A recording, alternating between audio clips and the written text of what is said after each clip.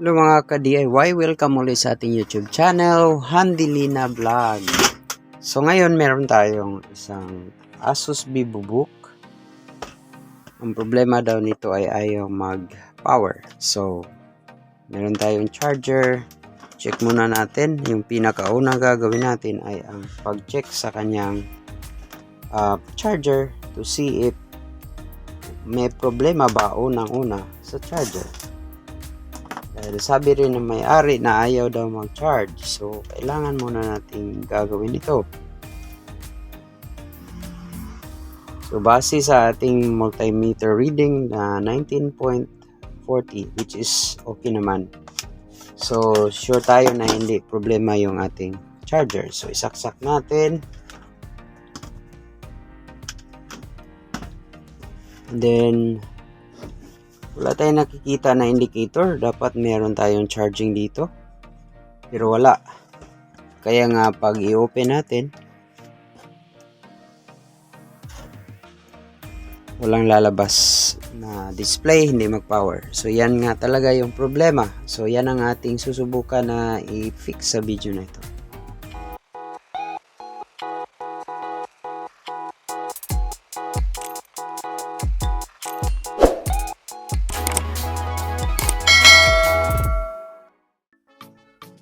Okay, so since walang power ay disconnect natin.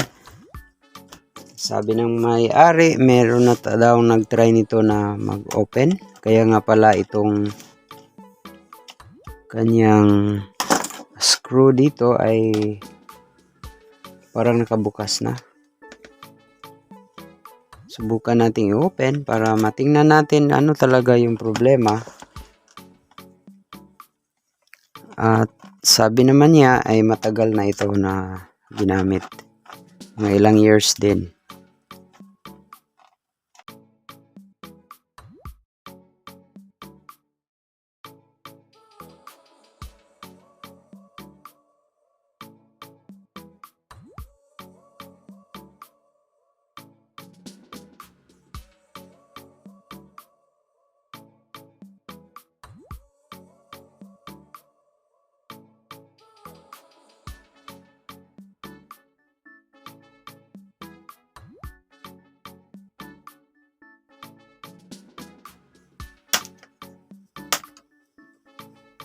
Okay, ayan. Nabuksan. And then,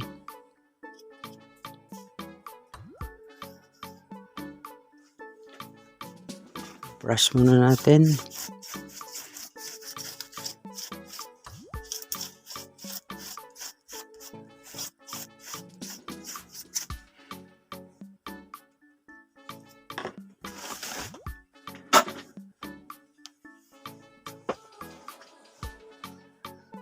So, ngayon ay try natin na charge.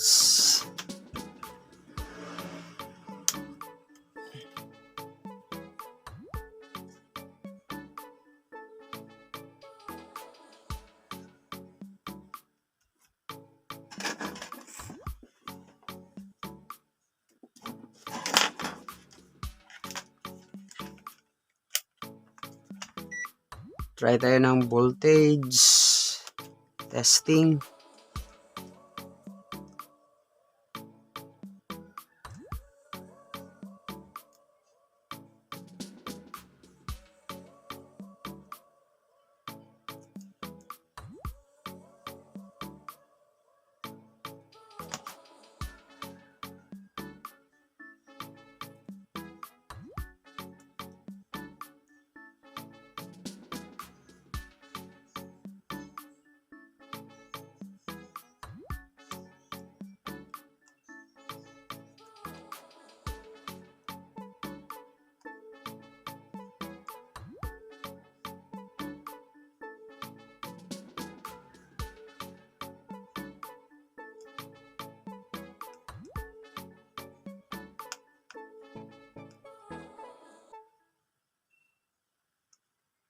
Meron 3.3, meron din tayong 5, meron tayong 3.3,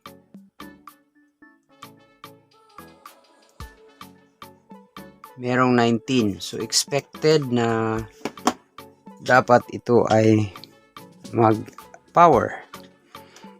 So susubukan natin na i-remove ang wala pa ring indicator na nag-charge. Remove natin ito. Then tagalin natin yung kanyang battery.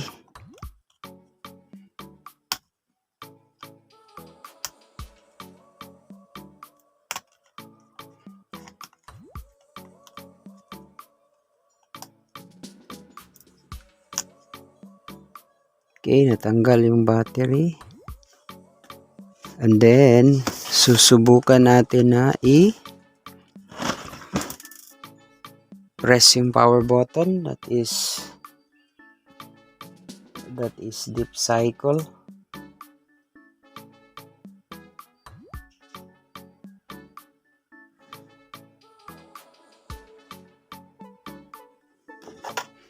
Ang daming alikabok.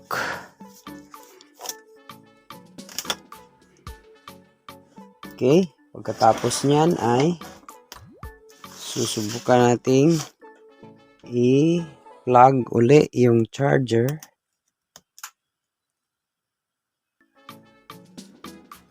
And then meron na tayong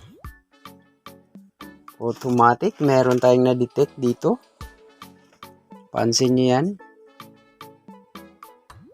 Ayan. So expected na ito ay mag-power. So tinanggal natin yung battery. And then ayan. Pressing the power. Ayan. Dapat mag-display na yan.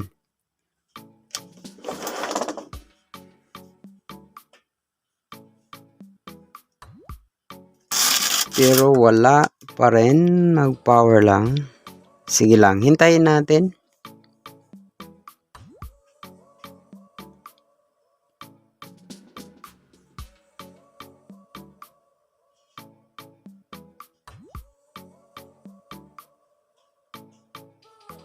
Okay, so tinanggal kasi natin. Ayan, nag-display. And then, dito yung kanyang blinking na charging indicator. So, ginawa natin is yung nag-deep cycle lang. Pressing the power button, removing the battery. Ano ang posibleng makakatulong ba ang procedure na yan? Posible kasi pag nag-hang or hindi lang nag-turn on dahil sa BIOS error, so yung process na yon ay nakakatulong pag-reset ng BIOS, Basic Input Output System. So ayan, nag-display. So as if inaakala natin na malubha na yung sakit, pero okay na. So ayan. So it's functioning. So yung battery, of course, dahil tinanggal natin, yan. So kailangan muna nating i-shut down. Click the power and then shut down. So next na gagawin natin, kailangan natin ibalik yung battery. Hintayin natin na ma-turn off talaga lahat. Ayan. Pagkatapos, dahan-dahan, ibalik natin yung battery.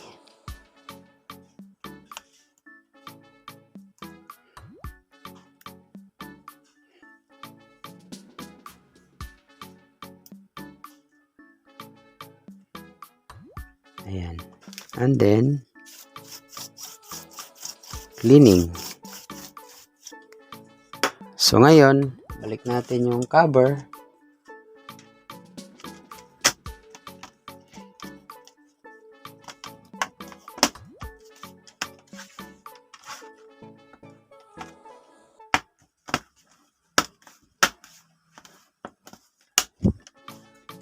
And then, of Of course, mamaya na yung screw. Balik natin yung charging na plug-in na. Then we have here the indicator. Charging siya. So to make sure na gumagana, kailangan nating open, which is automatic na yan na mag-turn on kasi ganito yung design niya once na i-open. And we will wait na lalabas yung display.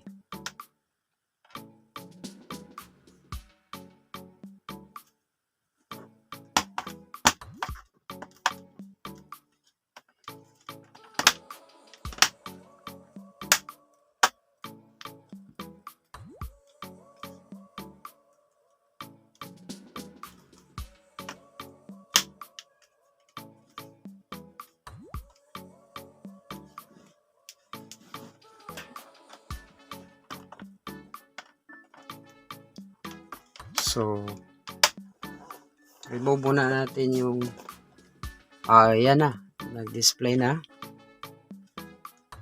Probably may update lang kaya matagal. Ayan. So,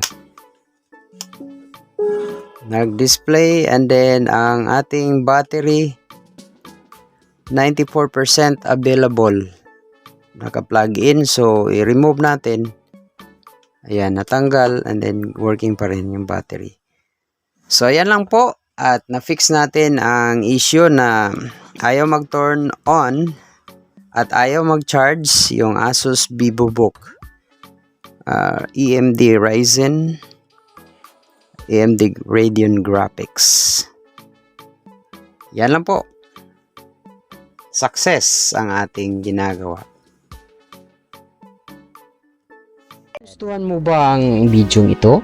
I-click ang subscribe button, i-like and share din sa iba. At i-click ang notification bell para laging updated sa mga videos dito lang sa ating YouTube channel, Handilina Vlog. Maraming salamat sa panunood. Hanggang sa muli!